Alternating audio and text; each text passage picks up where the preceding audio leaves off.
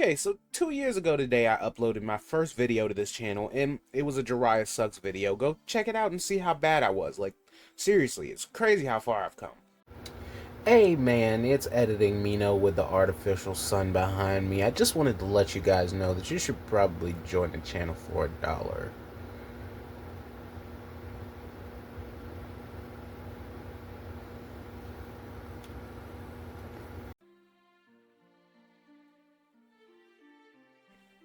And while I haven't changed my stance on any of the things I said in that video, I do think I should take the time to point out why Jiraiya was exactly what Naruto needed when he needed it, and how even to his own personal self, Jiraiya wasn't unaware of these flaws and actually used them to help the people around him. But let's start where things usually start, the start.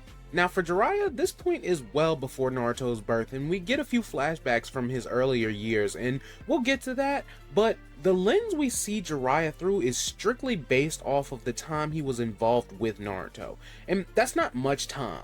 Like lore-wise, Naruto only knew Jiraiya for 4 or 5 years at the most before he dies. But those few years are the most formative for both Naruto and Jiraiya. And to explain that, let's look at the very first time they meet, because Jiraiya does not acknowledge Naruto even after he hears his name and is obviously the spitting image of his favorite student, and that is a bit weird if you look at it as the story tells it. But if you do a little looking around, you might find another angle. See, I believe this whole meeting and its outcome was planned, and if you don't see it, let's look at the facts.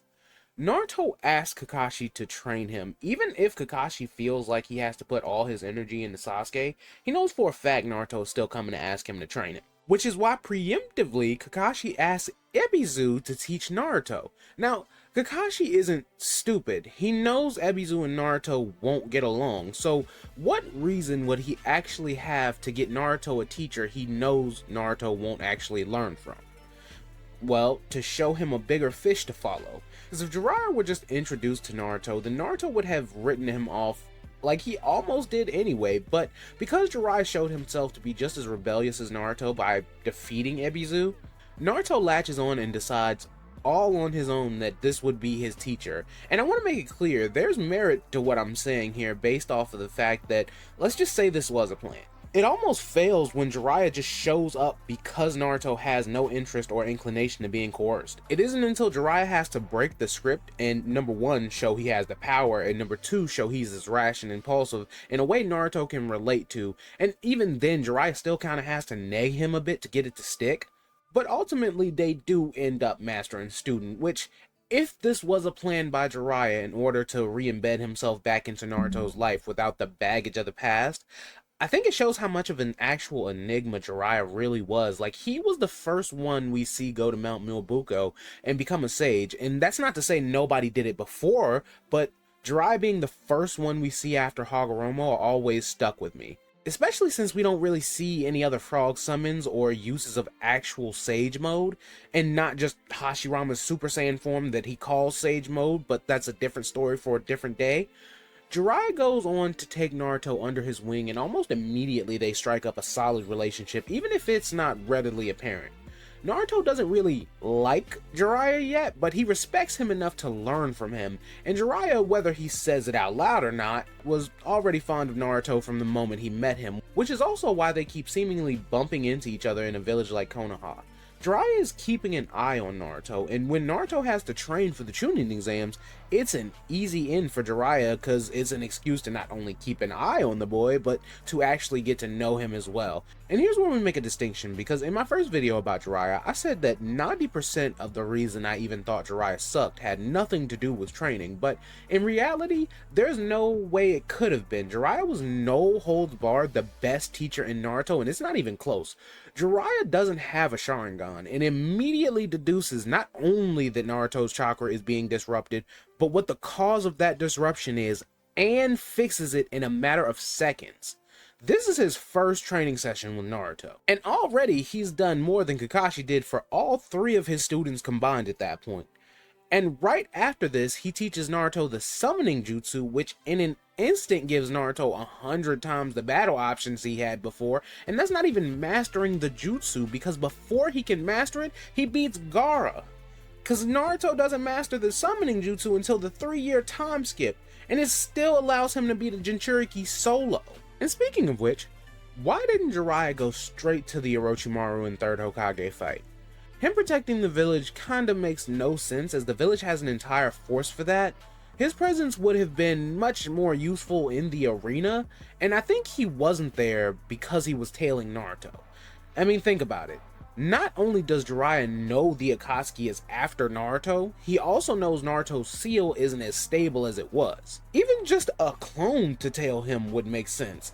Now, all that is headcanon, but mostly because Jiraiya and Naruto's relationship isn't front and center here. But the very next arc is basically just that. As Naruto and Jiraiya go looking for Tsunade, this arc for me used to be so forgettable, but now it's one of my favorites in the whole series because of how much growth we actually get to see from not just Naruto, but every character involved in this arc save for Itachi and Kisame. This is the arc where Naruto learns the Rasengan. And I know that sounds the complete opposite of forgettable, but in reality, if you're only paying attention to the surface level shonen of it all, it does seem forgettable. But this is also the most reflection we see in the entire series, not just from Naruto, but Jiraiya, Tsunade, even Orochimaru gets some of that sweet reflection, if even only for a second. But this is a video about Jiraiya, so let's focus on him. Jiraiya takes it upon himself to bring Naruto along on this journey. Now, at first, Jiraiya says nothing about training Naruto. It's only when Naruto says something that Jiraiya complies. Now, I don't think that Jiraiya had no intention to train Naruto, but I certainly don't think it was the reason he brought him along. And it shows because whenever Naruto isn't training, Jiraiya isn't really worried about him.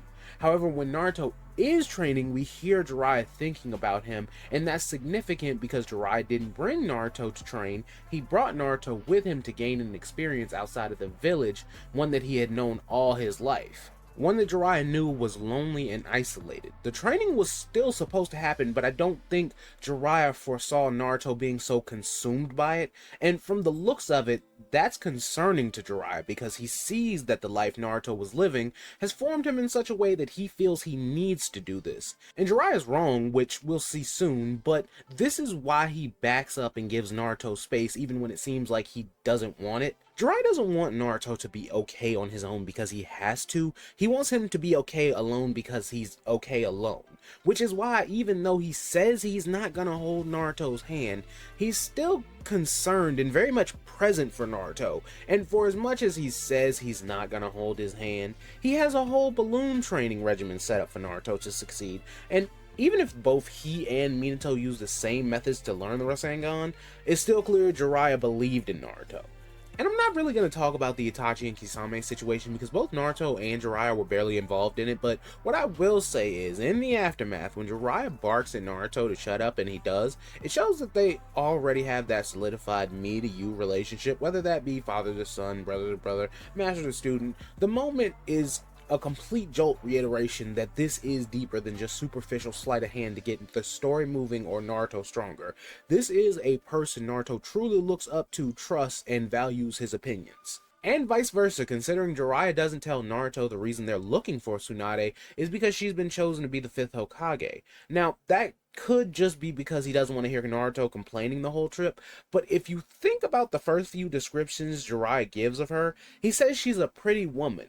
And when Naruto is completely not interested in that, and then suspicious of his claims because of her age, Jiraiya shifts it to her ninjutsu skill by revealing she's probably under constant transformation. In addition to being on the run constantly, things that if viewed through the lens of ninja would make her the perfect kunoichi and worthy of being Hokage. But Naruto views these things through his own personal lens, and not only does he not clock the value of these attributes, he outright thinks that they make her a less than decent human being, which is why when it's finally revealed to Naruto that Tsunade is next in line to be the Hokage, Jiraiya looks to him to give the judgment he knows Tsunade needs in that moment, and he already knew what Naruto's judgment would be. And look, I'm not saying Jiraiya is some 12D chess-playing universal mastermind, but This moment and a few others play into something that brings us all the way to his fight with Pain, and this fight is significant for a few reasons, the biggest being it marks his death, but the most interesting and relevant to this video is it puts Jiraiya's biggest and most central characteristic on display. His ability to not only pivot but use even his losses as an opportunity. And I'm not going to sit here and analyze every shot, but if you go take a look at that fight, you'll see Jiraiya is using every move he makes to gather information, and he's only allowed to get some of the biggest pieces of information out, but had he made it out of this fight, Naruto would have had more than enough info to instantly find and defeat Pain. But let's get to the finisher, the end of Jiraiya. And I'm going to keep it quick because we all know how sad this is.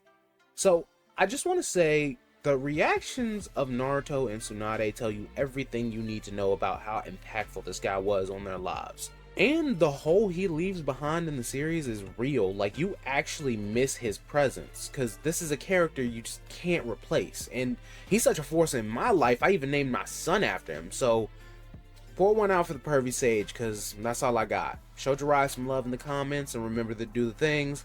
I hope you enjoyed the video, because I appreciate you watching. So until next time, peace. That thunder on me clap, make a nigga think before he act. Have a nigga dying on his back, then we double back. Shooters leaving rubber where you at. That's why niggas never wanna match.